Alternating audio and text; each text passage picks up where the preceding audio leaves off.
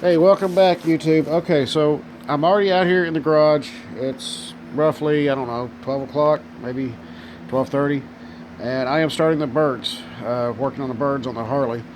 Kind of show you what I'm doing. Uh, this is the red's coming out better than what I expected. So, see if I can flip y'all around here real quick. Nope, I guess it's not gonna flip around. But anyways, let's see. Yeah, I don't think that's gonna work too well. Alright, so I'm gonna try to do this one-handed. Yep. Okay. So, give you just a quick. These birds were all hand painted, so this is truly a unique bird. The red is a little brighter.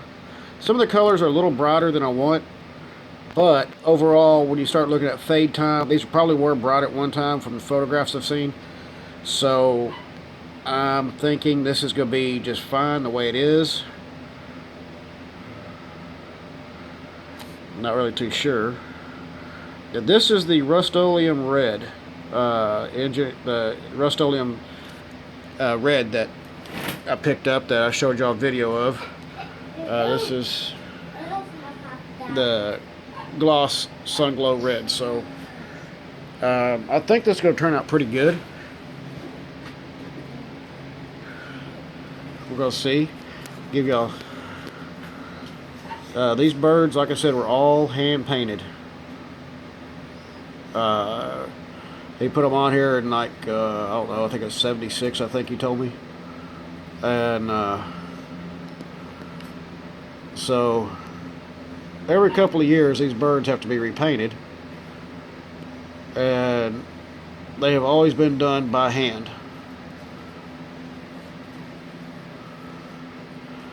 A lot of people say, why don't you just go ahead and airbrushed on?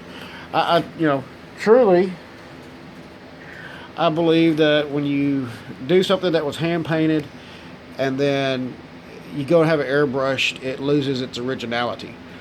I don't want to lose the originality of Dad's bike, so that again, it's one of those deals. Keep it the way he had it. Still debating on doing putting it back to its black and white paint. Probably will not, just because he has had this bike like this since October of 1978. So, this is how my middle brother and I always saw this bike, was in this particular paint job. Not too sure about changing that. Now, my brother would remember it as being black and white from his younger years. Paul Ray, who owns Kraft Media. If y'all haven't, check him out. I'll put a link to his media in the description below. But that way, y'all, if y'all want something to do, or y'all need some of these movie stuff done, y'all can always contact him through Facebook or even through Instagram or something like that. So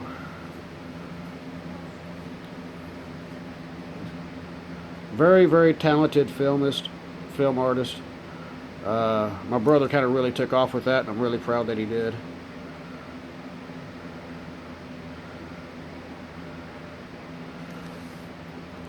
So there's the Rust-Oleum red going on right now. Apologize about the hand, my camera's not flipping around, so I still got a lot of coloring, a lot of paint work that has to be done. A lot. Let me get some more of this done, and then I will cut y'all back on and try to get this red knocked out, and then I'll cut you back on for let y'all see the red. So give me just a few minutes, I'll Picture back on.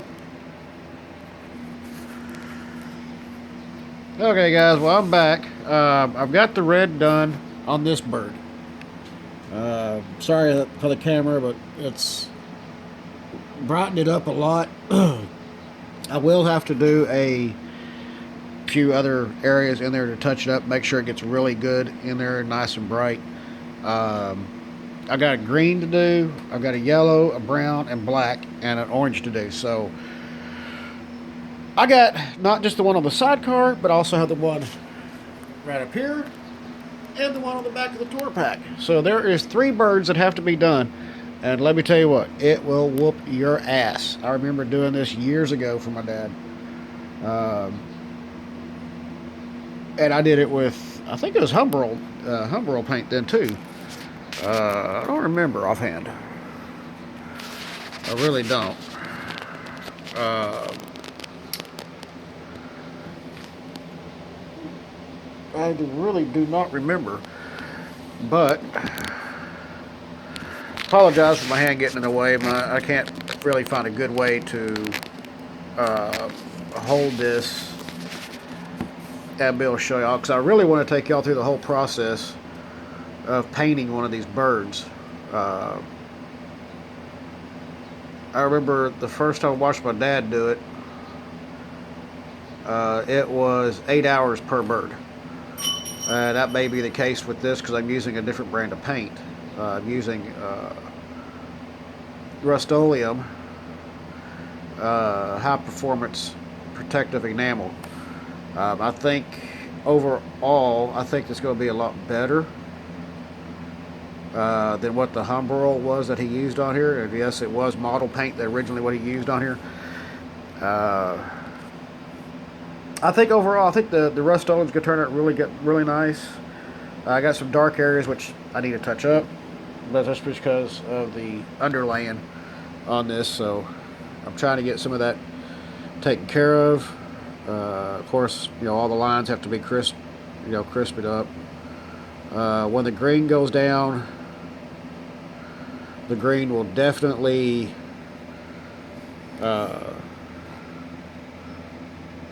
make things really start popping. This red, I was real surprised when I first put this red down because I was a little bit hesitant about it. I was debating if I was got to add some black to it to darken it up, and I really didn't have to. So that's always a good thing when you don't have to. I think this Sunglow red is actually going to work out a lot better. I may have to do a couple layers and some dark spots and stuff like that, but I think overall it can be done. As before, I really don't want to airbrush them. I think there's a pride that comes in when you do it by hand, especially when people ask, is that a sticker? And no, it's not. My brother reminded me that Dad got this design off of an album, which I remember seeing that album back years ago. It was an orange album with the bird on the front, and he could not remember the name of the album. But he said he thought it may have been Steppenwolf. I don't recall either. I remember seeing it years ago. So, I mean, it is what it is. He put these birds on here. His bike was a Solo at the time. He put the birds on here in 1976, as I said before. And it was after he laid his bike down. It was a Solo then. And he paid, believe it or not, he paid $3,200 brand new for his 1975 Harley. $3,200 brand new. That was kind of unheard of. People are like, what? They look at it today and they're like, what? But you look at, like I said, $3,200. He went down right there on Skillman here in Dallas, going through the S curve, which there used to be a really bad S-curve there. And he laid it down. He watched his bikes slide for, come up from underneath him. And he said he slid for a little bit. And then he sat up and was watching his bike slide. Oddly enough, he said it was the prettiest sight that he had ever seen in his life, with the sparks flying off of it.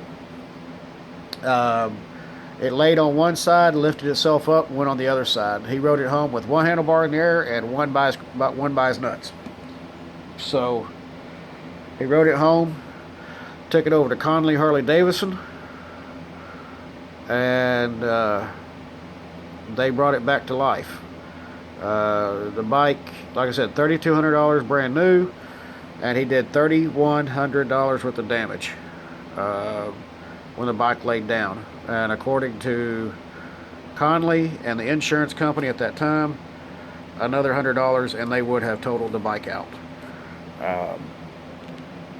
I'm glad they didn't, because this bike does have a lot of personality. A lot. So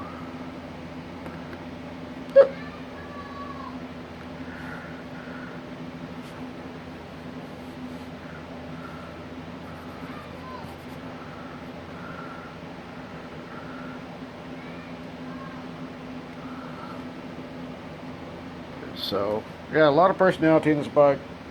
I've got a few changes I'm going to be making. Talked to my brother about, one of them doing a new custom rear bumper for the sidecar, because he always wanted the rear of the sidecar to match the rear of the bike. So I'm thinking about fabricating a complete new bumper like what would be on the bike, the chrome bumper, so that it would match with the rear end. I got some other stuff going on too, so just trying to get the bike ready. Again, May 7th is his birthday, so I want to be able to ride it to the cemetery.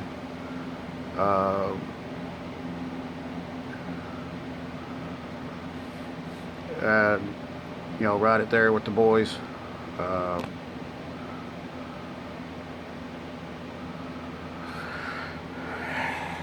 Well, I think that'd be good.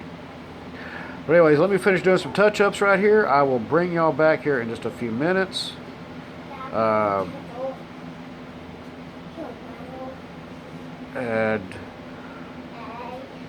that way, I can do some more red. And I'm going to walk y'all through all one of these birds. The amount of work that goes into just one of these birds. It's, whew. And I got 3 of these damn things to do, so. Yeah, I'll bring y'all back here in just a few minutes and go from there.